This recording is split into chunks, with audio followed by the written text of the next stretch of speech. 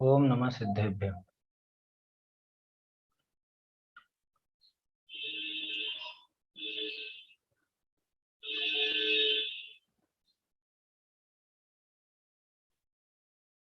श्री जिन शासन गुरु नमो, नाना विधि सुखकार। आत्महित उपदेश तें करें मंगलाचार, करें मंगलाचार।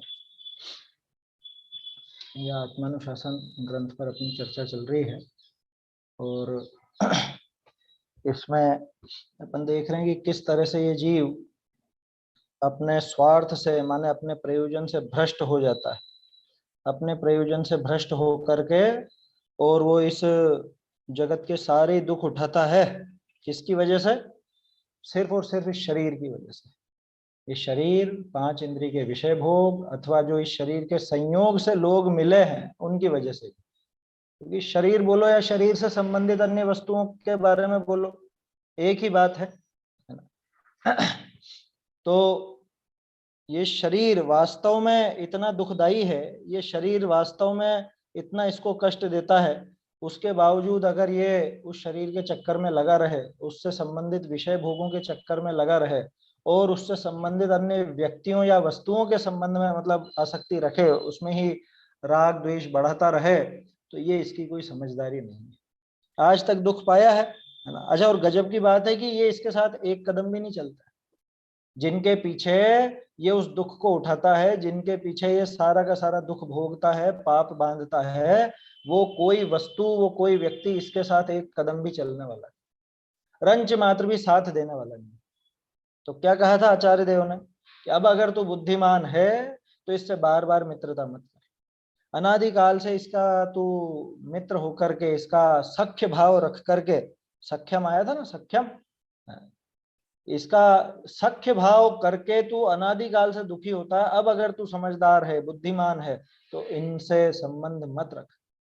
कह रहे क्या बिल्कुल ही छोड़ दें? क्या कि छोड़ दे तो बहुत अच्छी बात है, और गृहस्थ दशा में पूरी तरह नहीं छूटता तो जितना छूटे उतना प्रयास करना, छोड़, है ना?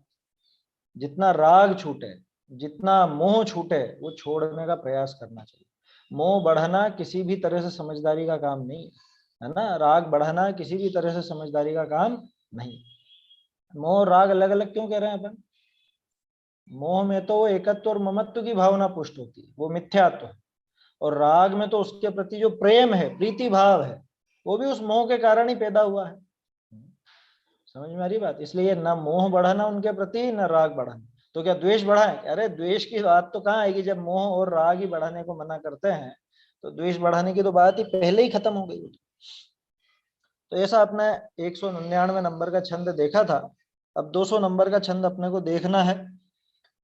उसमें अपन इसकी भूमिका तो पढ़ ली थी अपन ने। आगे कहे हैं, जो मूर्तिक पदार्थ हैं तिन्हू में परस्पर परस्पर मिलाप होते भी भेद न मिटे, काहू का लक्षण काहू सु न मिले, तो मूर्तिक और अमूर्तिक कैसे एक होंगे? कि तू पागल की तरह इसको अपना अपना अपना कहता है, अपना मानता है। तो ये सोच तो सही कि मूर्तिक मूर्तिक पदार्थ मिलके एक नहीं होते हैं, इनके लक्षण आपस में नहीं मिल पाते हैं। तो तू तो ठहरा अमूर्तिक और ये ठहरे मूर्तिक, इनमें संबंध कैसे हो जाएगा? इनमें आपस में संबंध कैसे संभव है जब ये मूर्तिक मूर्तिक पदार्थ ही मिलकर के एक नहीं हो जाते? जबकि ये तो एक हो सकते थे, दोनों की एक ही जाति, ये भी पुद्गल वो भी पुद्गल, उसके बावजूद एक नहीं होते। एक का लक्षण दूसरे में नहीं जाता है, समझ में? तो फिर तू तो इनसे नितांत भिन्न है, अत्यंत भिन्न है। इनका कोई गुण तुझ में नहीं मिलता, तेरा कोई गुण इनमें नहीं मिलता, ये कैसे मिलकर के एक हो जाएंगे?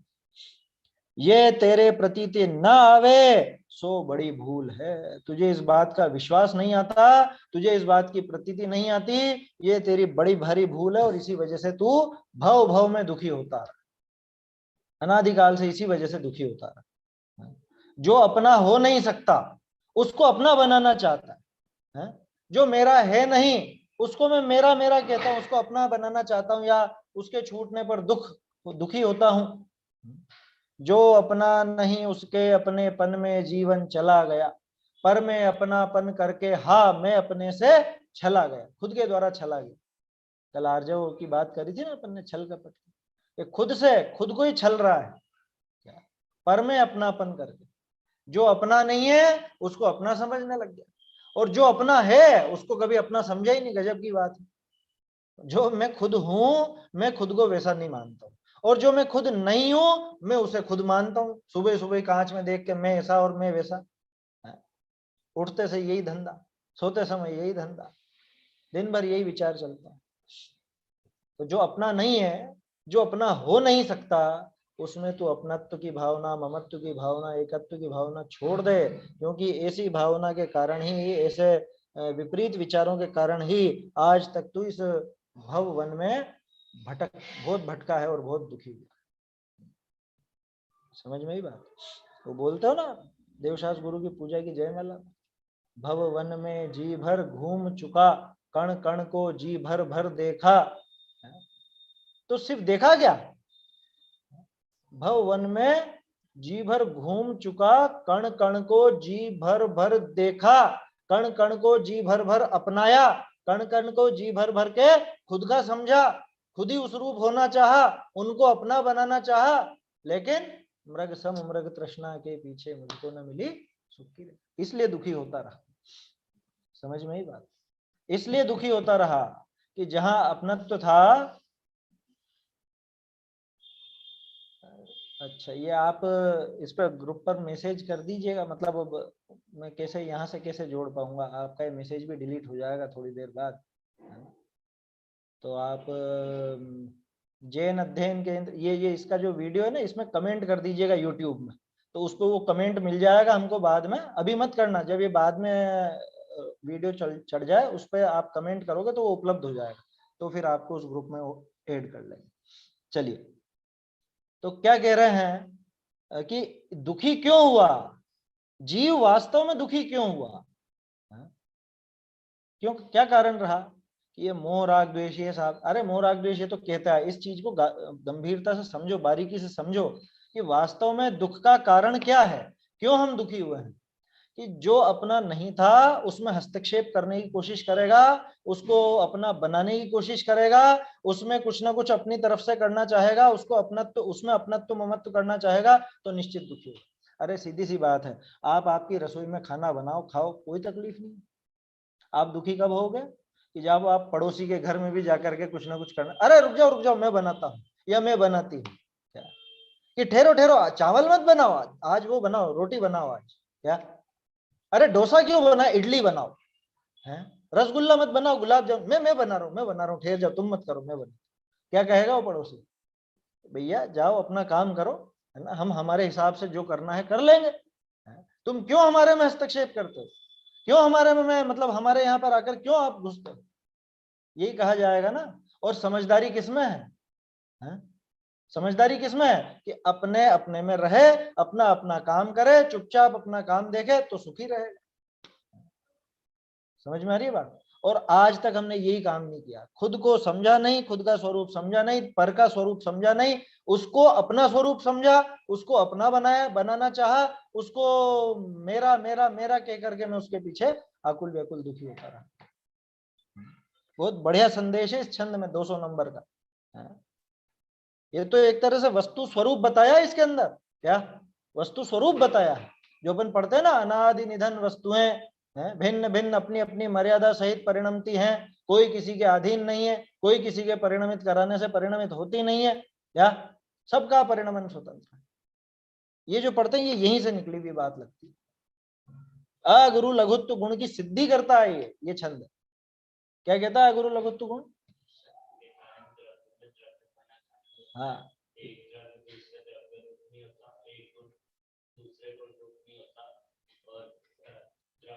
रहने वाले अलग अलग नहीं, ये द्रव्य में द्रव्यपना रहने का अर्थ है। द्रव्य में द्रव्यपना कायम रहता है अगुरु लघुत्व गुण से। क्या मतलब? कि जितना है उतना का उतना रहेगा वो, चाहे निगोद में चल जाए चाहे सिद्ध बन जाए, उसमें कुछ बदलाव आने वाला नहीं। द्रव्य में द्रव्यपना कायम रहता है, इसका अर्थ क्या? इस बात को गंभीरता से घोटना चाहिए, विचार करना चाहिए।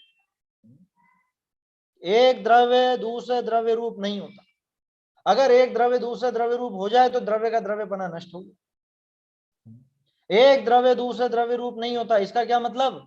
इसका ये मतलब कि मैं चाहता हूं ये शरीर मेरे हिसाब से चले, मैं इस शरीर रूप हो जाऊं, ये शरीर मैं हूं, कभी नहीं, तीन काल में संभव नहीं। एक द्रव्य दूसरे द्रव्य रूप नहीं होता।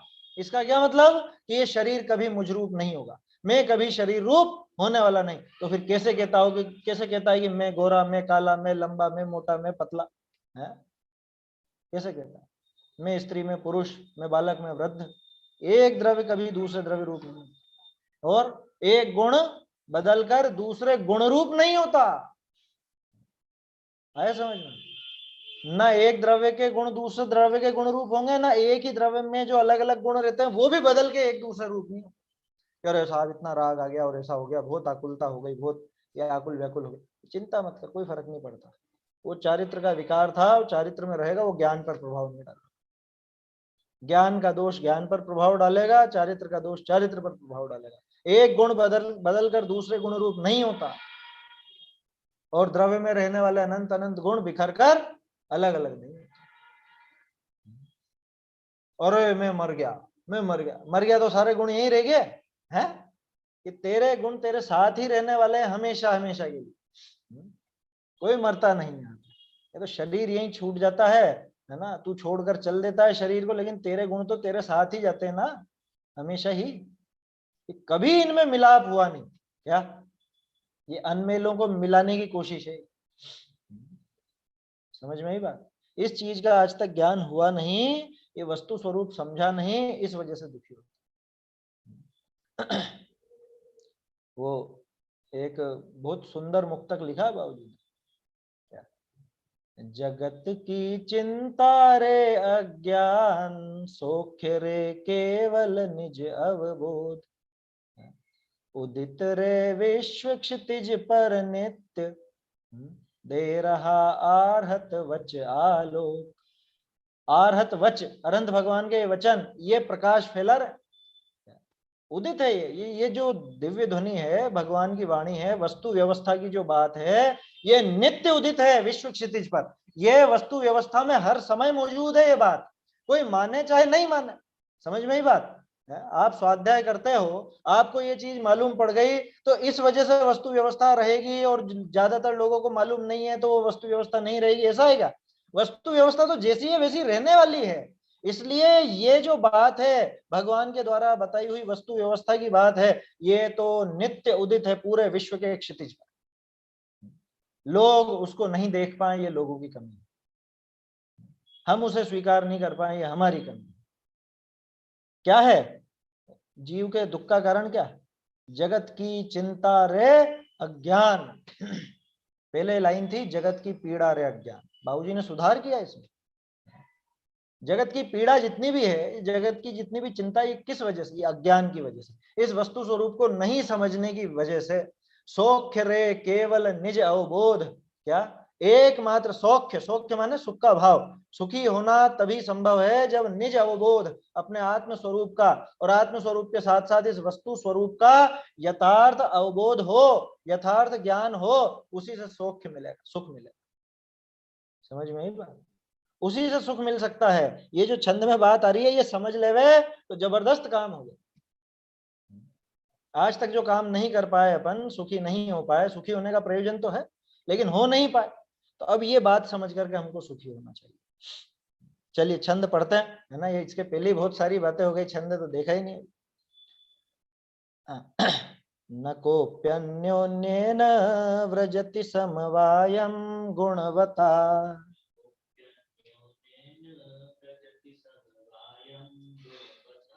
गुणी केनापि त्वं समुपगतवान् रूपिभिरमा।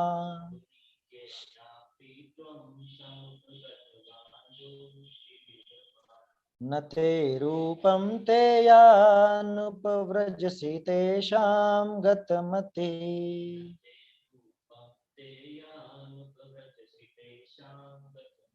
ततश्छेद्यो भेद्यो भवसि बहुदुःखे भववने।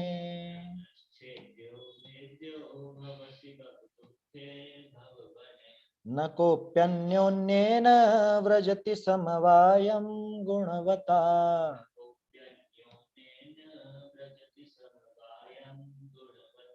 गुणी केनापि त्वं समुपगतवान् रूपिभिरमा।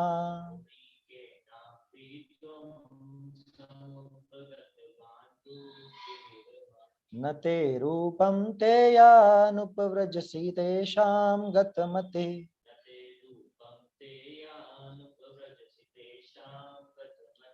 ततश्छेद्यो भेद्यो भवसि बहु दुःखे भववने।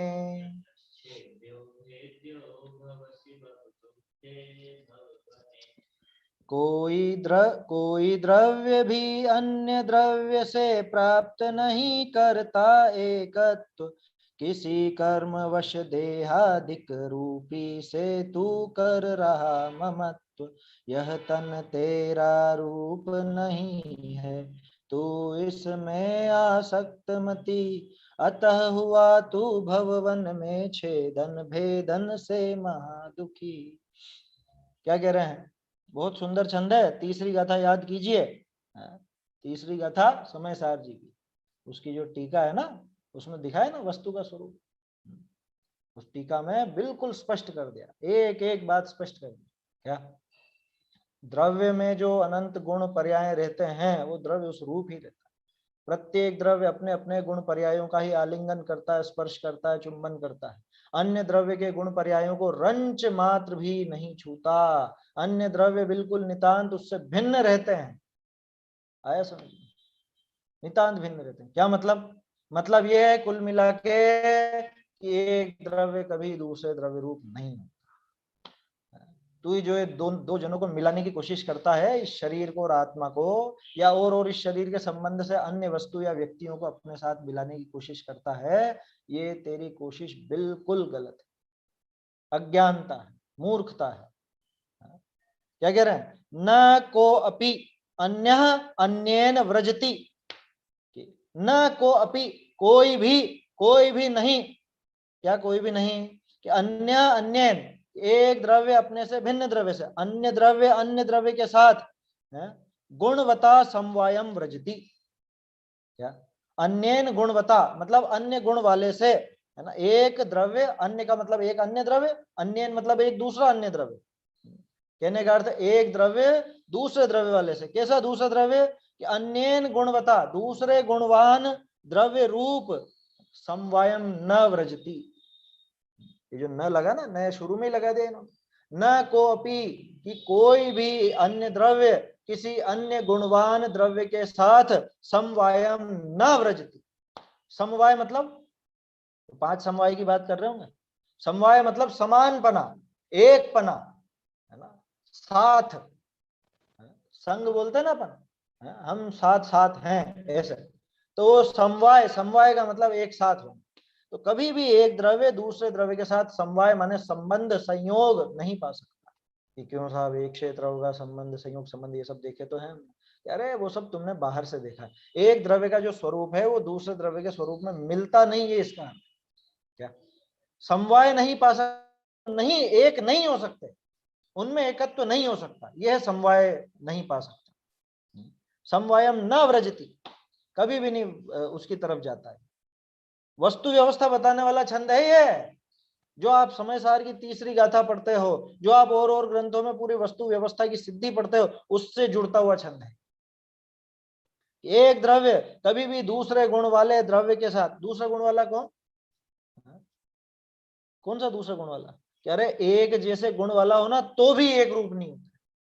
एक पुद्गल और दूसरा पुद्गल ये भी मिलकर के एक नहीं होते। समझ में आई बात? तो भी समवाय नहीं होते। और गुणी, एक मिनट, गुणवता गुणी केनापि त्वम समुपगतवान रूपी भी रमा। और जो गुणवता गुणी, एक गुणी दूसरे गुणवान से माने समान गुण वाला हो तो भी एक पने को नहीं पाता। लेकिन केनापि त्वम, केन अपि किसी भी तरह से तूने क्या किया? रूपी भी अमा समुपगतवान। अमा का क्या अर्थ है? ये शब्द पढ़ने को नहीं मिलेगा संस्कृत में कहीं। मैंने पहले भी कहा है, गुणभद्राचार्य जबरदस्त मतलब विद्वान थे संस्कृत। संस्कृत भाषा की कह रहा हूँ, जैन दर्शन के तो थे ही सही, संस्कृत के भी जबरदस्त विद्वान थे। ऐसे ऐसे शब्दों का प्रयोग अपन देखते हैं, हमने ही कभी नहीं पढ़ा था ये शब्द अमा। अमा शब्द अपन तो रात के लिए लेते हैं, अमावस्या के लिए लेते हैं। अमा का अर्थ साथ है, संबंध, संयोग, आया समझ में? यहाँ अमा का अर्थ संग से है, संयोग से है। रूपी भी अमा, क्या कि रूपी के साथ, इन रूपी पदार्थों के साथ। कौन से रूपी पदार्थ? ये शरीर, ये अपने स्त्री पुत्र माता पिता बच्चे बच्ची, मकान, रुपया पैसा, गाड़ी बंगला है, आभूषण, जो भी सारी चीजें, ये सारे रूपी पदार्थ है ना। लेकिन तूने केनापि, त्वम केनापि रूपी भी अमा समुपगतवान, कि तू किसी भी तरह से, किसी तरह से, किस तरह से? वो मिथ्यात्व की वजह से। और क्या कारण रहेगा? अनादिकाल से उस मिथ्यात्व के कारण तू इनको अपना मानता रहा। गुणी केनापि त्वम समुपगतवान रूपी भी रमा, इन रूपी पदार्थों से। अब बताओ, जबकि एक रूपी दूसरे रूपी से नहीं मिलता, और तू अरूपी होकर के भी, इस रूपी से कैसे न कैसे तूने संयोग बिठा लिया खुद का। इनसे तू एकत्व को प्राप्त हो गया का मतलब मान लिया। हुआ कुछ भी नहीं है, होता जाता कहाँ है कुछ भी वहां, मानता ही तो है जीव। मैं ये बचपन से माने बैठा हूं कि ये मैं हूं, है ना, ये जो रूप दिखाई दे रहा है ये मैं हूं। मैं बचपन से ही माने बैठा हूं मैं पुरुष हूं, क्या?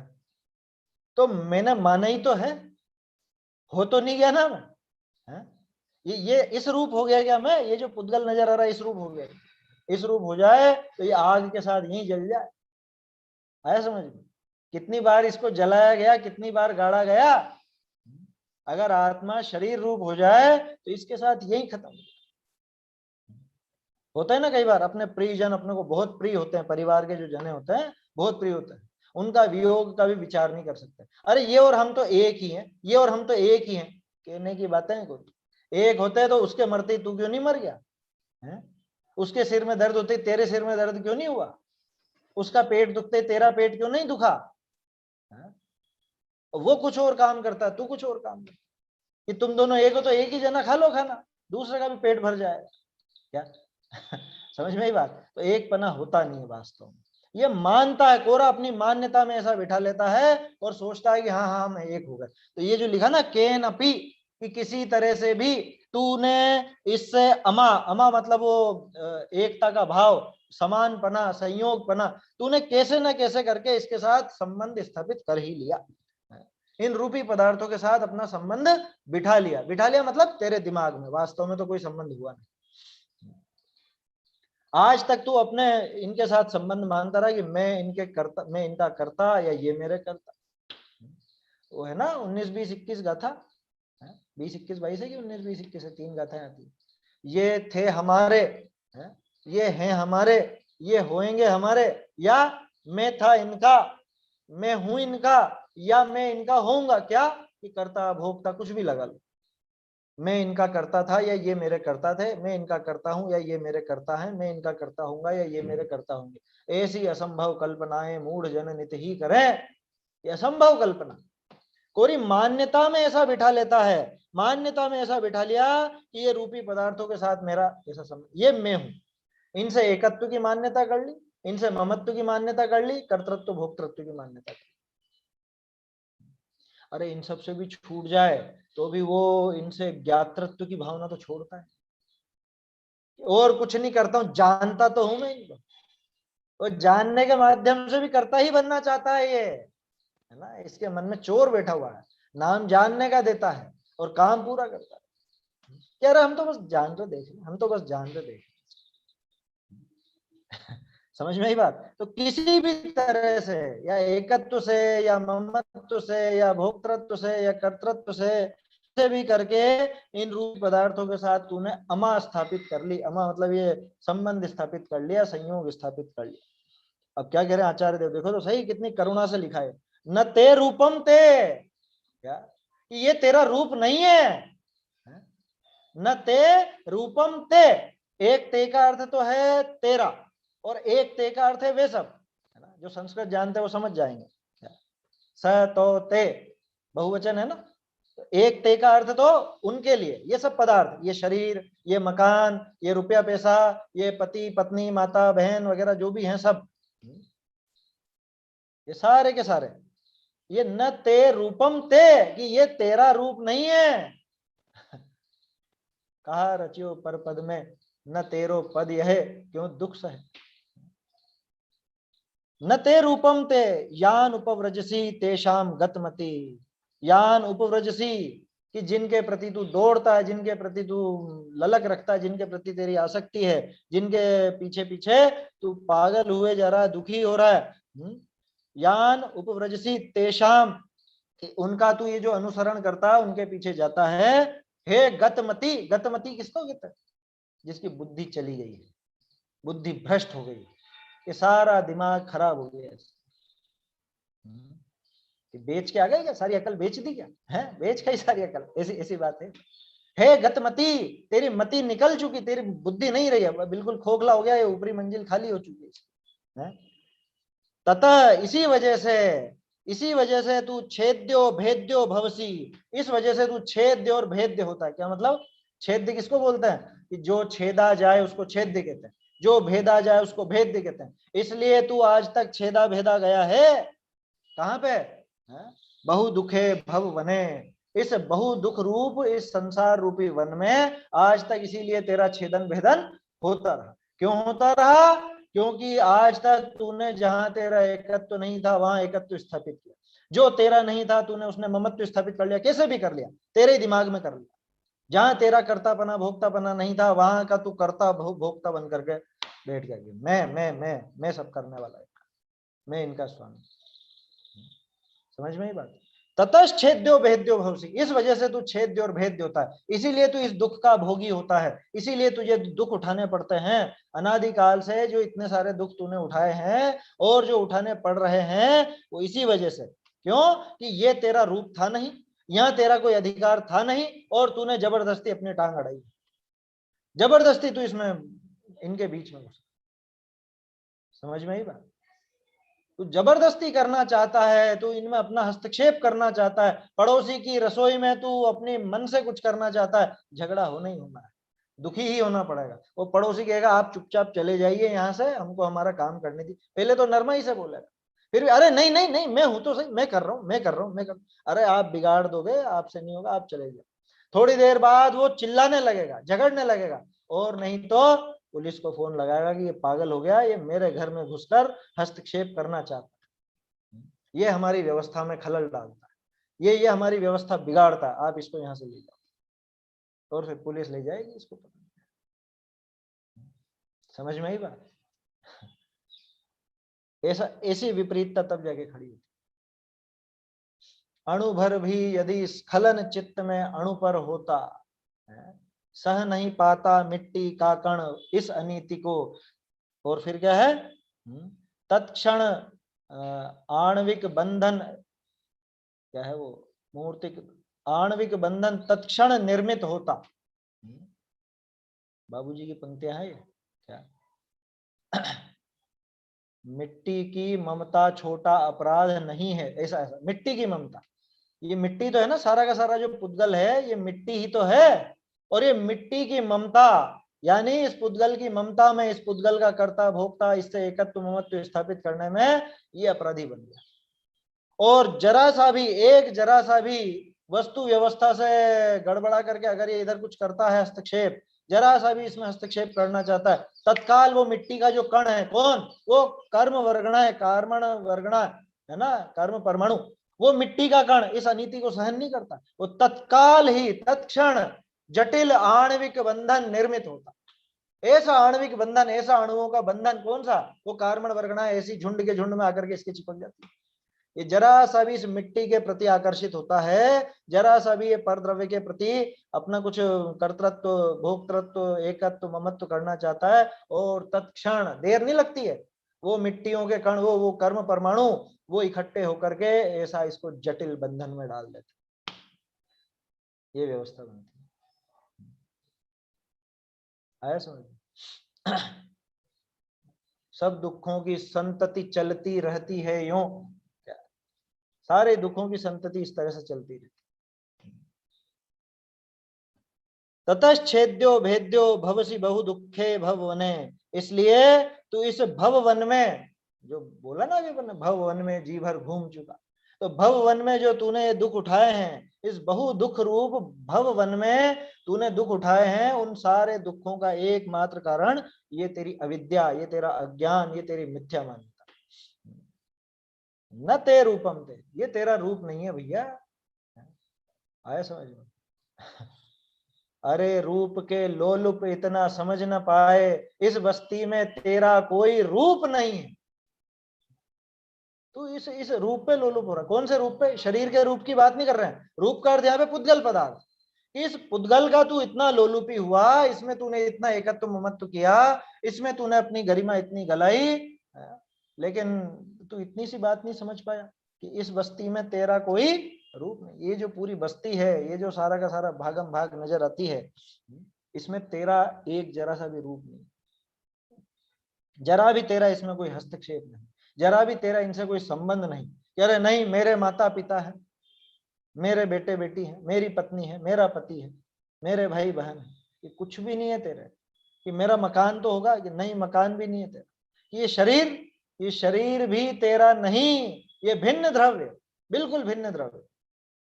तो मेरे हिसाब से नहीं चलेंगे। पेज नंबर 48, वे भिन्न द्रव्य कैसे परिणमित होते हैं? अपने अनुसार ही परिणमता, अपने माने उनके खुद के, या फिर निमित्त से कहो तो कर्माधीन। वे भिन्न द्रव्य अपने आप अपने अनुसार परिणमते हैं या कर्मोदय के अधीन परिणमते हैं। कि मेरे अधीन नहीं, कि तेरे अधीन तो बिल्कुल भी नहीं है ना। उपादान से देखे तो उनके खुद के अधीन, और निमित्त से कहे तो ज्यादा से ज्यादा कर्मों के। समझ में आ रही है बात? ऐसा है। बहुत सुंदर छंद है वास्तव में, वस्तु व्यवस्था दिखाने वाला छंद है, आंखें खोलने वाला छंद है। आज तक हम दुखी क्यों हुए, उस दुख का मूल कारण क्या रहा, ये बताने वाला छंद है। देखो अर्थ पढ़ते हैं। कोई ही गुणी कहिए द्रव्य, है ना। गुणी माने द्रव्य होता, गुण जिसमें रहे वो गुणी, है ना। गुण और गुणी तो समझ में आता है ना। कोई ही गुणी कहिए द्रव्य, सो काहू ही द्रव्य सो एकता के भाव को न प्राप्त होए, ये प्रत्यक्ष है। एक जो गुणी है, एक द्रव्य है, वो किसी भी द्रव्य से एकता के भाव को प्राप्त नहीं होता, ये प्रत्यक्ष देखते हैं। जैसे आप दूध और पानी मिल तो जाते हैं, अरे वो दूध उस समय भी दूध ही रहता है, वो पानी उस समय भी पानी ही रहता है। जो बुद्धिमान होशियार लोग हैं वो पानी को अलग कर लेते हैं और दूध दूध अलग कर लेते हैं। समझ में ही बात? महिलाएं सब जानती हैं कि कितने कैसे मावा बनेगा और कैसे क्या होगा, कितना उठाना है, खीर के लिए कितना उठाना और मावे के लिए कितना उठाना, ये सब जानते ही। इसमें इतना पानी है, इतना उठाना पड़ेगा। तो पानी को अलग करने की विधि जानते हैं ना। तो अलग था तो अलग हो पाया ना। अच्छा, जिस समय वो दूध में पानी शामिल है उस समय वो अलग है या नहीं? कि बाद में जब गैस पर चढ़ाओगे तभी अलग होगा। कि जब वो हमको एक साथ नजर आ रहा है ना, उस समय भी पानी अलग ही है। अलग नहीं होता तो आप अलग कर नहीं सकते थे। हंस होता है ना, हंस की विशेषता होती है, हंस की चोंच में ऐसी खासियत होती है कि आप उसके सामने एक प्याली में दूध रख दो, वो दूध दूध पी जाएगा, पानी पानी उसी में रह जाएगा। ऐसी कहावत है। अब अपन ने पिला के तो देखा नहीं, हंस ही नहीं देखा तो क्या पिला करके देखोगे, है ना। लेकिन ऐसी कहावत है कि वो दूध दूध पी जाता, पानी रह जाता। इसलिए उसकी उपमा दी जाती है विवेकी ज्ञानी जीवों की। उसमें जो अपने काम की बात हो वो ग्रहण कर ले, फालतू बातों को छोड़ दे। तो वो दोनों जब मिले उस समय भी अलग अलग ही है कि मिल गए? भाई तेल और पानी तो अलग अलग नजर आ जाते हैं, तेल तो ऊपर ऊपर तैरता अलग ही दिख जाता है। अब ये दूध और पानी तो बिल्कुल एक मेघ से हो गए, तो बोलो एक हुए कि नहीं हुए? नहीं हुए, बिल्कुल भी नहीं हुए। जब आपको ये एक साथ दिख रहे हैं आपकी केटली में, बिल्कुल आपने ऐसे ऐसे ऐसे उनको हिला भी दिया, पूरी तरह से फेंट दिया हो, फिर भी वो अलग अलग ही है। पानी के गुण पानी में है, दूध के गुण दूध में। उस समय भी दूध बिल्कुल भिन्न ही है उससे, और जब वो अलग कर लिया जाता है तो पता चलता है कि अलग था। अलग था तभी तो अलग हुआ। बोलो ये दीवार पूरी एक है, इसमें रहने वाले कण सारे के सारे एक में एक हो गए हैं? तो बिल्कुल भी नहीं। एक एक परमाणु नितांत भिन्न, न्यारा न्यारा। अरे एक साथ हैं तो सही, एक साथ हैं लेकिन सब अपने अपने द्रव्य क्षेत्र काल भाव में मस्त है। एक रेत का कण दूसरे रेत के कण को स्पर्श भी नहीं करता। वो सीमेंट इस ईंट के साथ, रेत के साथ, किसी के साथ मिल गया, अपने को अपन कहते हैं मिल गया, वास्तव में मिलता नहीं। जबकि ये तो पुद्गल है ना, पुद्गल है, है ना। उस रेत में भी वो स्पर्श रस गंध वर्ण यही गुण है, उस ईंट में भी यही गुण है, उस सीमेंट में भी यही गुण है, लेकिन उसके बावजूद, ये पुद्गल होने के बावजूद फिर भी ये एक रूप नहीं है। क्या कह रहे हैं? एकता के भाव को न प्राप्त हो, ये प्रत्यक्ष है। और तू कर्म के योग करी, कर्म के योग से रूपी पदार्थ निशु ममत्व भाव को प्राप्त है। कौन से कर्म के योग से? देखो, शरीर नाम कर्म के उदय से मिलता है उसकी बात नहीं कर रहे हैं यहाँ। शरीर से ममत्व जिस कर्म की वजह से हुआ, ऐसा दर्शन मोहनी है ना। शरीर तो नाम कर्म से मिला, ये पक्की बात, लेकिन शरीर में एकत्व ममत्व किसकी वजह से? वो दर्शन मोहनी, उसकी बात है यहाँ, मिथ्यात्व दिलाने वाले कर्म की बात है। अरे तू कर्म के योग करी, उस कर्म के संबंध से रूपी पदार्थ निशु ममत्व भाव को प्राप्त भया। इन रूपी पदार्थों से तू ममत्व करने लगा, इनसे ममत्व भाव को प्राप्त हो गया। जिन शरीर आदि पदार्थ नहीं करी तू आसक्त हुई, एकता जानी प्रवर्त्या है, ते पुद्गल तेरे रूप नहीं। लो क्या कह दिया कि जिन शरीर आदि पदार्थों से आसक्त होकर के तू एकता जान करके, एकता मतलब कि हम एक हैं ऐसा एकत्व भावना करके तू प्रवर्तता है, वो पुद्गल तेरा रूप नहीं है, वो रंच मात्र भी तेरा रूप नहीं। तू तो निर्बुद्धि हुआ वृथा ही एकता में। निर्बुद्धि हुआ, निर्बुद्धि किसको बोलता है? बुद्धि नहीं है क्या इसमें? बिल्कुल भी बुद्धि नहीं है, सारी बुद्धि गंवा दी इसने। या दिमाग की संरचना तो है लेकिन ज्ञान नहीं, बिल्कुल खोखला है, खोखला। तू तो निर्बुद्धि हुआ वृथा ही एकता माने है। वृथा माने व्यर्थ, व्यर्थ में ही तू इससे एकता मानता है, जबकि ये कभी तुझरूप होता नहीं। ये कहता भी नहीं कि तू मैं तुझरूप हो जाऊंगा, कि तू मुझसे एकता कर ले मैं भी तुझसे एकता कर लूंगा। कभी कहा शरीर ने? नहीं कहा। ये शरीर अपने अनुसार माने उसके खुद के अनुसार परिणमता है हमेशा ही, कभी भी जीव की बात नहीं सुनता, कभी जीव रूप होता नहीं। और ये मूर्ख क्या सोचता है? ये सोचता है कि मेरे हिसाब से चलना चाहिए, मेरे हिसाब से सारा का सारा काम होना चाहिए, मैं इस शरीर का मालिक हूं, मैं शरीर का स्वामी, मेरे हिसाब से शरीर का परिणाम है। जिन शरीर आदि पदार्थ नहीं करी तू आसक्त हुई, एकता जानी प्रवर्त्या है, इनसे एकता जान करके तू प्रवर्तता है, ते पुद्गल तेरे रूप नहीं, वे पुद्गल कभी भी तुझ रूप होते ही नहीं। तू तो निर्बुद्धि हुआ वृथा ही एकता माने है, व्यर्थ में एकता मानता है। जैसे पड़ोसी के यहाँ पे व्यर्थ में काम कराने पहुंच जाए रसोई में, क्या व्यर्थ में एकता मानता है वहां। या अभेद बुद्धि करी तिनसु आसक्त भया, भववन विषय बहुत दुखी होएगा, छेदया जाएगा, भेदया जाएगा, भव भव दुख भोगवेगा, ताते देहादिक सु नेह तेरी। क्या कह रहे हैं यहाँ? या अभेद बुद्धि करी, ऐसी अभेद बुद्धि कि अभेद तो अच्छी चीज है ना, कह रहे हैं जहां भिन्नता है वहां अभेद करोगे, वो कहां से अच्छा हो जाएगा? जहां अभेद है वहां अभेद करो, है ना। अपने आत्म स्वरूप में अभेदता की बुद्धि करो। अभेदता तो समझते हो ना, कि जहां भिन्नता नहीं हो उसका नाम है अभेदता। जो पदार्थ भिन्न भिन्न हो वो भिन्न है, उनमें भेद पड़ा हुआ है, भेदपना है, भेदता है। और जहां पे भिन्नता नहीं हो, जहां पूरा एकत्व हो, वो अभेदता है।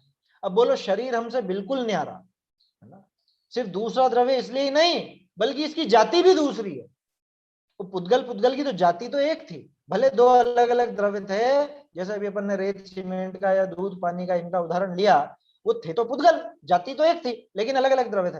अरे तू तो यूं भी अलग है और जाति भी अलग है तेरी, हर तरह से अलग है ना। वो तेरी जाति का है भी नहीं। बोलो ये शरीर क्या जीव की जाति का है? शरीर तो पुद्गल की जाति का है, और हम जीव हैं। बिल्कुल न्यारा न्यारा है ना काम।